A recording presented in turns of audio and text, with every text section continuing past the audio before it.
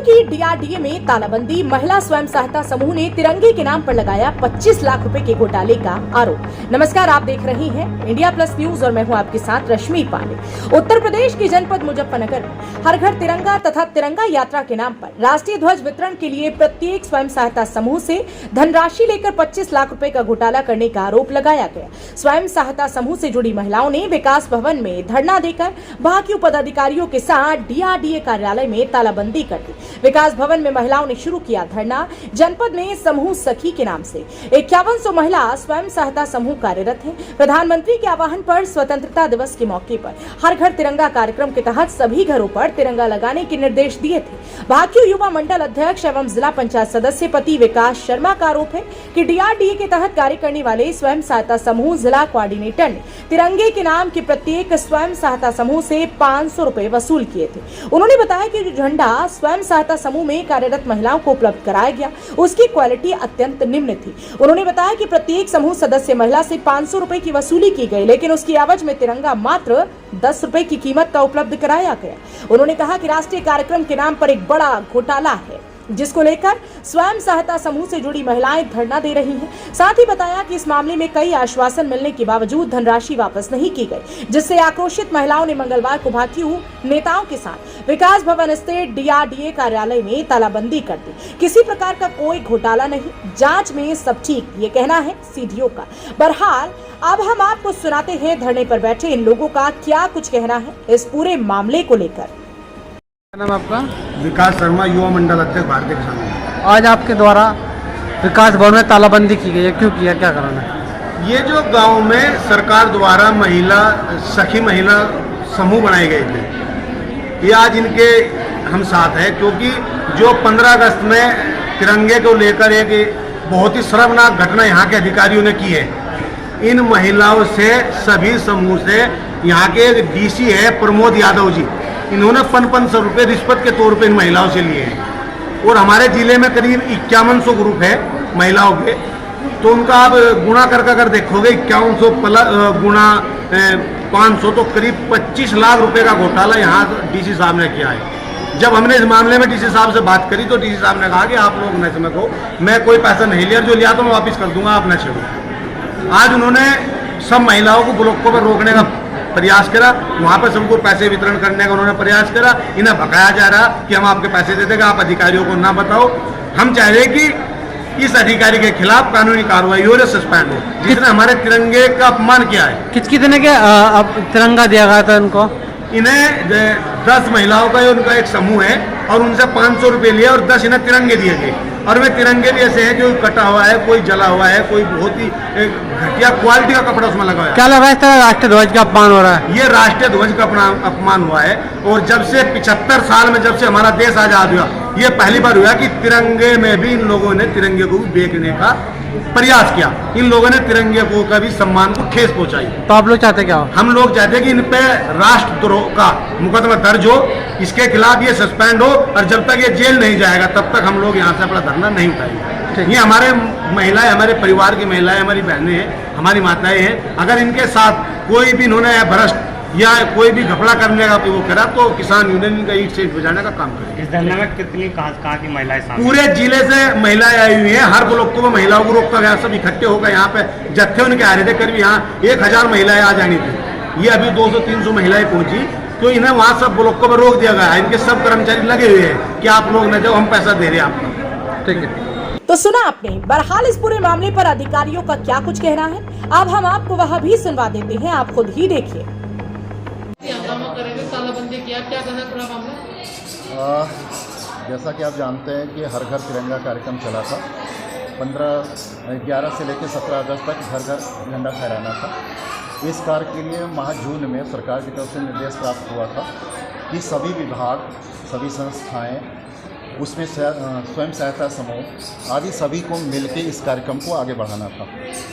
पहला काम यह था कि झंडे का निर्माण करना था। झंडे का निर्माण के लिए जैसा आप जानते हैं कि खादी और सूती वस्त्र का ये बनना था, उसके बाद फिर ये हुआ पॉलिस्टर का भी बनना है, ये नियमावली थी। इसमें सहयोग निधि के रूप में जो स्वयं सहायता समूह है उनको शामिल किया गया और इसमें ये ऑप्शन रखा गया था कि प्रत्येक समूह की भागीदारी सुनिश्चित हो सके, इसलिए 500 रुपये सहयोग निधि, झंडा सहयोग निधि में वो अपने रिवॉल्विंग फंड से, रिवॉल्विंग फंड वो होता है जिसको कि सरकार की तरफ से प्रत्येक समूह को हम 15,000 रुपये देते हैं। उसमें से 500 रुपया रिवॉल्व का मतलब ये होता है कि पैसा दिया और फिर वो पैसा वापस समूह को जाना था।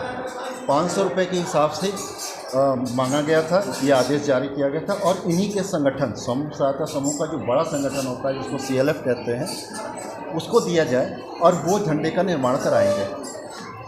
इस प्रक्रिया में कुल 1099 समूहों ने, यहाँ पर कुल 9100 समूह हैं, 5100 समूह हैं, जिसमें से 1099 समूहों ने 500 रुपये के हिसाब से परम ज्योति संकुल, जो इनका खुद का संगठन है जिसका अध्यक्ष और उपाध्यक्ष यही चुनती है, उनको 500 रुपये के हिसाब से जमा किया 1099 लोगों ने, लगभग 5 लाख रुपया।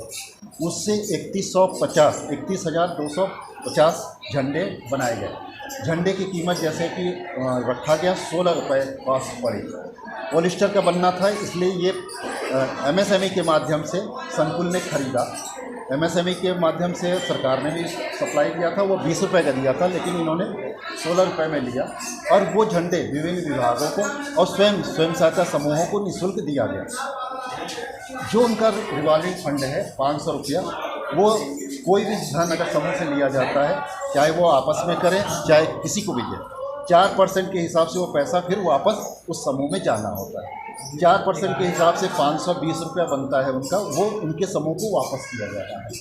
उसकी प्रक्रिया शुरू की गई 15 अगस्त को, अभी नज़दीक में था, तो संकुल के माध्यम से वो पैसा इनके खातों में, समूह के खातों में फिर वापस जा रही है। झंडा इनको निःशुल्क दिया गया, झंडे की कोई कीमत नहीं रही जो सरकार ने दिया था। तो ये आजीविका को जोड़ने के लिए था। चूँकि पॉलिस्टर का था, इसलिए इनकी सिलाई का काम करने के लिए इनको नहीं मिल पाया, क्योंकि पॉलिस्टर पर जो छपाई और कागज़ की जो प्रिंटिंग है वो सामान्य रूप से नहीं हुआ, मशीन से हुआ। इसी वजह से सरकार की तरफ से भी हमें 4 लाख झंडे जो है विभिन्न विभागों को, जैसे नगर पंचायत और फलान सबको देने के लिए, या पुलिस विभाग को, या रैली के लिए, ये सरकार ने उपलब्ध कराया। उसकी कीमत 20 रुपये। महिलाओं का आरोप है कि झंडे सिलवा लिए गए और हमें अभी तक जो है कोई पैसा नहीं दिया गया। क्या कहें? झंडे सिलवाने का बता दिया आपको कि पॉलिस्टर का था, MSME से लिया गया। उसमें 4 कंपनियां थीं जो वहाँ लखनऊ से सीधे। शासन के पास क्या फंड की कमी थी जो प्राइवेट संस्थाओं से फंड अरेंज किया गया? प्राइवेट संस्थाओं से नहीं, उसमें सारे लोगों से किया गया। हर विभाग ने दिया और सब लोगों ने अपने पास सहयोग दिया, अपने से दिया। और फिर ये उनका पैसा जो था झंडे का, उस विभाग को स्वयं वहन करना था। इसीलिए जो गांव पंचायतों का था, गांव पंचायतों के लिए सरकार ने वहीं से उनका धन ले लिया और उनको अलग से झंडे दिए गए। एक उनका आरोप ये भी है कि प्रदेश में किसी भी जनपद में इस योजना ये 75 केवल मुजफ्फरनगर से इस योजना को लागू किया गया। 75 जिलों में है। उसका टारगेट आया हुआ था।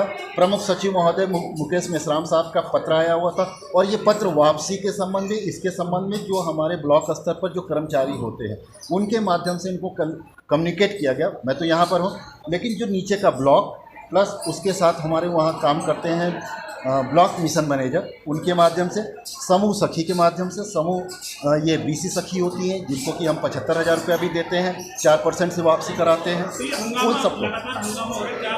इनका मूल कारण यह है कि जो इनका संगठन है, संकुल है, उसमें इन्होंने जो परसों इसी बात को लेकर यहाँ पर प्रदर्शन किया था, इनका मूल बात यह है कि उनके अध्यक्ष और कोषाध्यक्ष के साथ विवाद है। वो ये चाहती है कि उनको बताया जाए, और उसी के दृष्टिकोण से परसों जब इनको बता दिया गया था, तो आज उनके पास चरथावल आरोप है 500 रुपये सारे समूहों से लिए गए हैं। वही तो मैं बता चुका हूँ। और वो अब आप वापस कर रहे हैं उनको? नहीं, 15 अगस्त तक ये काम हुआ था, उसके बाद संकुल को वापस करना है। संकुल से जब इनका विवाद हो गया, उसके आधार पर इन्होंने अपना अध्यक्ष या कोषाध्यक्ष बदलने की मांग कर रही थी। उसके लिए आज चरथावल में बैठक इनके संकुल का किया गया। उसमें हमने अपने यहाँ के एक DMM को भेजा कि उनकी जो प्रॉब्लम है, जो वो जानना चाहते हैं, वो पूरा उनके पास हिसाब किताब रख दे, और उनकी धनराशि 51 समूह है तो 25 लाख रुपये इकट्ठे हो गए। 1099 ने ही केवल दिया, 1099 ये स्वेच्छा से था। जिसको देना है वो सहयोग निधि में वो देगा। 1099 समूहों ने दिया, उसका CLF के पास रिकॉर्ड है। भारतीय किसान यूनियन को धरने पर बैठ गई है महिला, क्या कहेंगे? और उनको भी सही स्थिति अवगत करा देते हैं। वही अंदर सर ने इस चीज़ को पूरा फिर से उनको बताया। उनका ये कहना है कि अधिकारियों ने सूचना गलत दी, जिसकी वजह से ये भ्रम की स्थिति हुई है।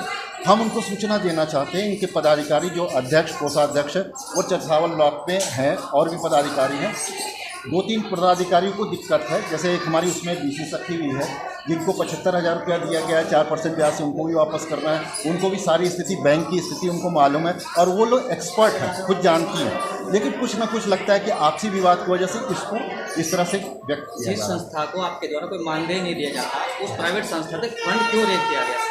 मानदेय दिया जाता है, ये अभी शुरुआत हुआ है। समूह सखी होती है उसको भी मानदेय हम देते हैं, उसके बाद बैंक सखी होती है उसको भी मानदेय देते हैं। बीसी जो होती है, जितना ICI उसके साथ काम करती है पेटीएम के साथ, उसको कमीशन मिलता है। विद्युत सखी होती है जो विद्युत बिल जमा करती है, उसको 20 रुपया पर बिल कमीशन मिलता है। इस तरह से करके उनको नए आजीविका के साधन को जोड़ रहे हैं हम लोग।